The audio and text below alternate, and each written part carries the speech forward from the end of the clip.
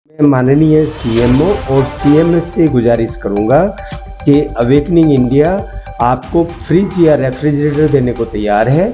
आप अगर उनको लेना चाहें तो मुझे इंटीमेट कर सकते हैं।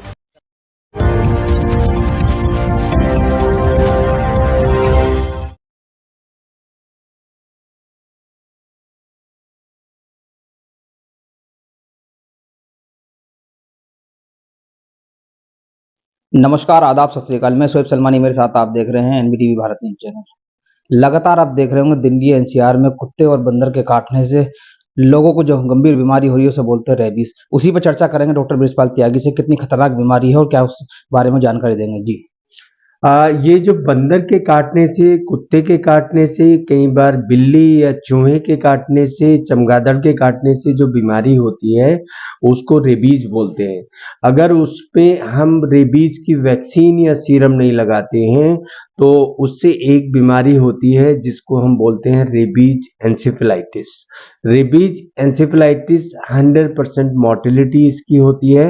एक बार अगर किसी को एंसेफेलाइटिस बन जाता है तो वो 100% उसकी डेथ होनी है। उसको पूरे संसार में कोई नहीं बचा सकता। मतलब जब ये कुत्ता है, बिल्ली है, जैसे आपने बताया, अन्य जानवर भी जो काट लेते हैं, उसके कितने दिन बाद ये बीमारी हो सकती है? उसके ये 1 महीने से इसका सिम्पटम आ जाता है। पर अगर 1 महीने में नहीं आता है, कोई हेल्दी इंडिविजुअल होता है तो ये जो इसके वायरस हैं वो डोरमेंट हो जाते हैं और वो उसको पूरी ज़िंदगी उसके शरीर में रहते हैं। जब उसकी इम्यूनिटी कम होगी तब वो बाहर आके उसको रेबीज एंसेफेलाइटिस कर सकते हैं। लगातार अभी जो है, अभी हाल ही में आपका एक बयान आया है जिसमें आपने बताया है कि जो रेबीज के जो इंजेक्शन सरकारी अस्पताल में लगाए जाते हैं उसकी संख्या कम है। जी, क्या है पूरा मामला, उसके बारे में क्या है जानकारी? हिंदुस्तान अखबार के जरिए मुझे खबर मिली कि जो इनकी रिक्वायरमेंट है वो 1500 है और यहाँ पर जो सरकारी अस्पताल है, संयुक्त अस्पताल, उसको 500 इंजेक्शन मिलते हैं और जो 500 इंजेक्शन मिलते हैं उनको भी स्टोरेज करने के लिए इनके पास रेफ्रिजरेटर नहीं है। तो मैं सबसे पहले तो ये बताना चाहूँगा कि जो अगर 1500 की डिमांड की गई है तो इनको 1500 इंजेक्शन मिलने चाहिए और जो इनको लाया जाता है उसकी कोल्ड चेन जो मेंटेन होनी चाहिए वो मेंटेन ही होनी चाहिए। इस इंजेक्शन को हमें 2 से 8 डिग्री पे रखना चाहिए। लेकिन अगर इनके पास रेफ्रिजरेटर नहीं है, फ्रिज नहीं है और अगर ये इसको रख रहे हैं तो उसकी एफिकेसी कम हो जाती है।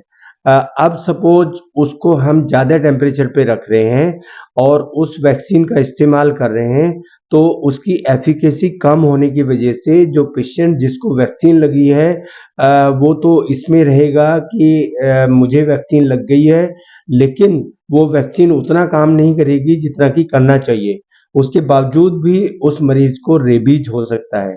तो ये चीज़ जब हमें आज अखबार से पता लगी तो हमने अपनी ओर से, हमारी एक एनजीओ है उसको ये प्रपोजल भेजा है कि अगर हमारी एनजीओ जिसका नाम अवेकनिंग इंडिया है वो अगर इस सरकारी अस्पताल को, संयुक्त अस्पताल को कोई फ्रिज डोनेट कर पाए तो उनसे हमने बात की और उनकी ओर से पॉजिटिव रिस्पॉन्स मिला है। तो मैं माननीय सीएमओ और सीएमएस से गुजारिश करूंगा कि अवेकनिंग इंडिया आपको फ्रिज या रेफ्रिजरेटर देने को तैयार है। आप अगर उनको लेना चाहें तो मुझे इंटीमेट कर सकते हैं। इस चीज़ की डिग्री की मात्रा मानी जाए तो ये कितनी डिग्री पे जो है इसे रखा जाता है, कितना टेम्परेचर पे इसे रख के लगा देनी चाहिए? क्योंकि जब हम देखते हैं कि लंबी लाइन लगी रहती है संयुक्त अस्पताल में या एमएमजी अस्पताल में, लंबी लाइन लगी रहती है और वो ऐसे डिब्बे में से निकाल कर इंजेक्शन लगाते रहते हैं, तो क्या उसकी मात्रा है? इसमें क्या है कि जब हम उसको फ्रिज से निकालते हैं तो फ्रिज से निकालने के बाद उसको हमें उस पे बर्फ पे रखना पड़ता है। जो बॉक्स होते हैं उसके नीचे एक बर्फ की चादर होनी चाहिए जो उसका 2 से 8 डिग्री जो टेम्परेचर है उसको मेंटेन करता रहे और फिर उसके बाद हम उसको लगाते रहे फ्रिज में से निकालने की कितनी देर बाद इसे इंजेक्शन को लगा देना चाहिए? इमीडिएटली। लगातार इसी पूरे मामले को लेके आपको सीएमएस या सीएमओ से कोई बात हुई हो?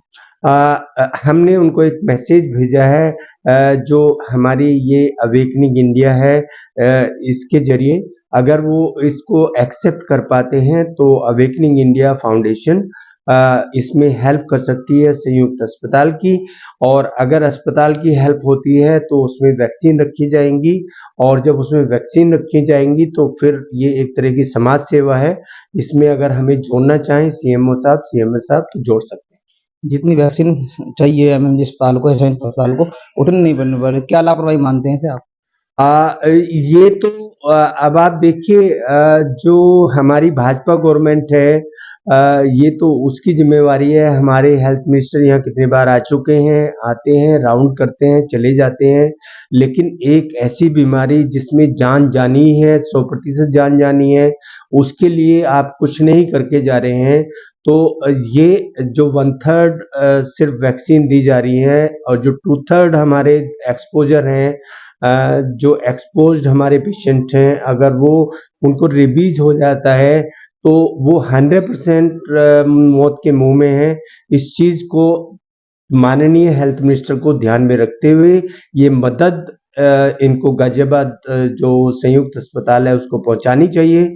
और अगर वो नहीं पहुंचाना चाह रहे हैं, उनके पास फंड नहीं है, तो वो हम जैसी एनजीओ या और जो हैं एनजीओज, हम उनके लिए इकट्ठा कर देंगे। उसकी कोई दिक्कत नहीं है, लेकिन जो हमारे गरीब मरीज हैं उनका इलाज ठीक से होना चाहिए और उनको ये सब सुविधाएं मिलनी चाहिए जो रिक्वायर। डॉक्टर साहब, अगर इसी बीमारी का इलाज जो है, इसी इंजेक्शन को अगर प्राइवेट अस्पताल में लगाया जाए तो उसकी कॉस्ट क्या होगी? अगर हम प्राइवेट अस्पताल में लगाते हैं तो 1000 रुपये के आसपास खर्चा आता है। और ये जो इंजेक्शन है, ये एक बार काटने के बाद 5 से 7 बार इंजेक्शन लगाया जाता है।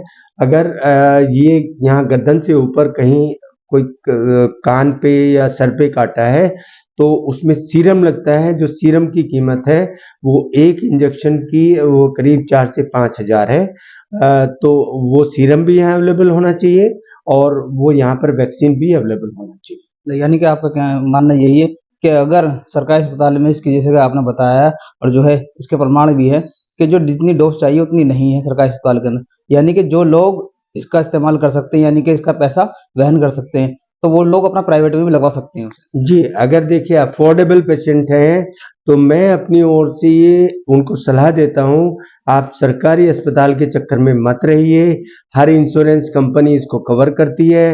अगर आप इंश्योर्ड भी हैं या आपका कोई हेल्थ इंश्योरेंस है तो आप इमीडिएटली वैक्सीन लगाइए और उसका पैसा इंश्योरेंस कंपनी से ले लीजिए।